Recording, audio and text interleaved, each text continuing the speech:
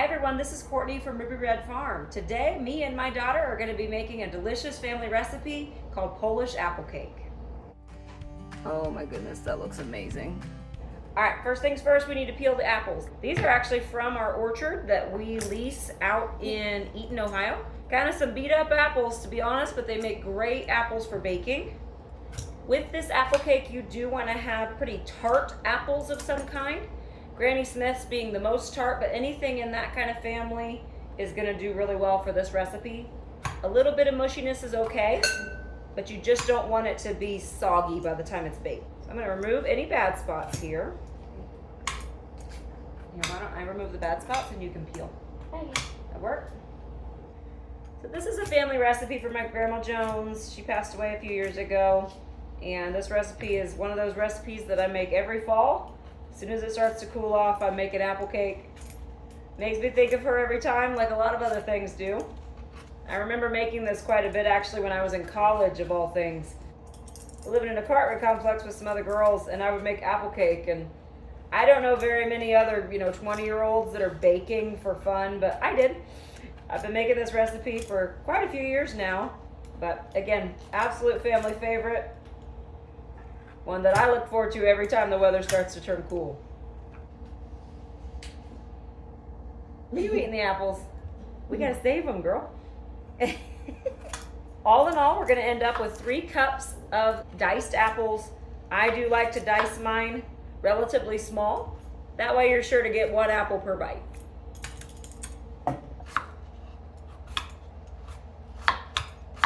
Do I cut it really small? Try to get it this size. Did I do really good? Yes. I just ate a piece of it. I'm eating all my apples. All right, all the scraps go to the chickens. So we are shooting for about 3 cups of apples. Like I said, I like to cut a few extra.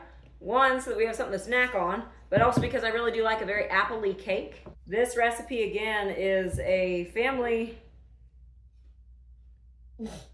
recipe, so I'm so excited to be passing it down to the next generation here. Once I have my apples chopped up, then it's time to actually go ahead and preheat the oven. This step takes the longest, so I like to just get it over with early. So you're gonna go ahead and preheat your oven to 350 degrees. Once that gets going, I like to do the wet ingredients next. So we're gonna do 1 cup of oil.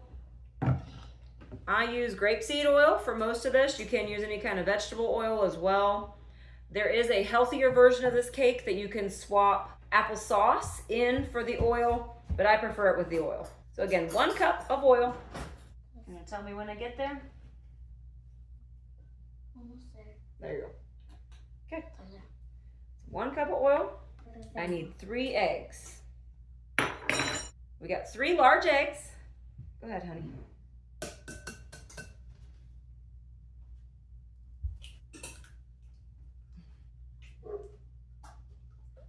Good job, no shells. 1.5 cups of sugar. Okay, there's 1. And half. Now mixing. Go ahead and start mixing. We'll put the vanilla in there too though. We got 1 teaspoon of vanilla. Turn it out. Yep. It already smells good. Cinnamon. Okay, 1 teaspoon of cinnamon. Okay. I always put a little extra. That's a lot. It's gotta taste like cinnamon or it won't taste like fall. All right, 1 teaspoon of salt. And 1 teaspoon of baking soda. All right, mix that really well. Does it smell good? Next, we need 2 cups of flour. We like to use whole wheat flour so it looks a little bit darker. This is white whole wheat flour. So I got 1 cup and 2 cups.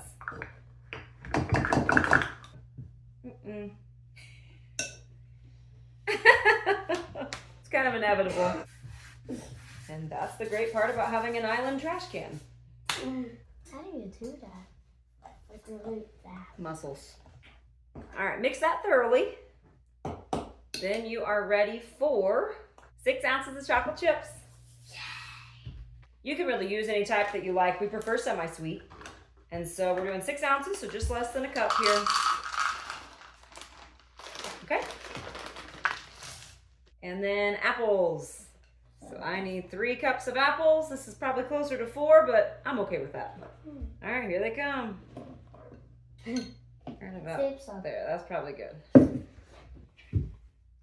We'll eat those later. Mash it. So this is what your batter looks like once it's all stirred together. It honestly has the consistency of being just a little bit runnier than chocolate chip cookies. And then, of course, very lumpy because of the apples and the chocolate chips. But that's the finished batter. All right, you're going to take some kind of cooking spray or butter. And you do want to grease your pan, just lightly.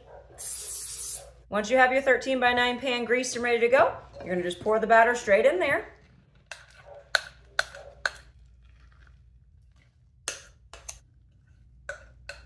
Mix it all together, spread it over to the corners. It will spread out quite a bit as you bake as well, so it's not the end of the world if it's not perfect. Sometimes I will sprinkle a little bit of extra cinnamon on the top, but this one I already put the extra cinnamon in there. And that is ready to go in the oven now.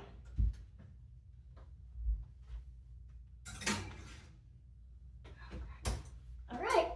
You're gonna bake it on 350 degrees for 40 minutes. And then you just get to wait until your house starts smelling amazing. I don't even need this timer. Fills up the whole house. Oh my goodness, that looks amazing. Golden brown, just like I want it to be. Oh, that looks perfect. Well, that smells amazing. All right, it is done. You do want it to be pretty golden brown on the top to make sure it's done through the middle.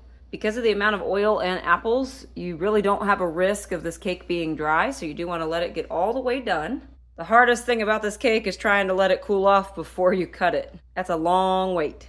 Moment of truth. Absolutely delicious. So this cake ends up having a little bit of a muffin texture to it, and it makes a wonderful excuse to have it for breakfast. But the cinnamon and the chocolate all really come together well with the apples to give it just such a fall type of flavor. And again, all those apples make me think it's at least a little bit healthy. Hope you guys enjoyed watching me make this recipe. Please make sure to like and subscribe. We're building our channel here with our homestead. We will plan on having cooking videos about once a month on this channel, so stay tuned for some really nice fall and winter videos coming your way. This was Courtney from Ruby Red Farm, and I hope you all have a great day.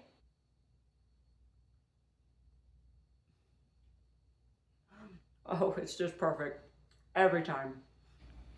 What do you think, buddy? Good. You like it? Do you want more?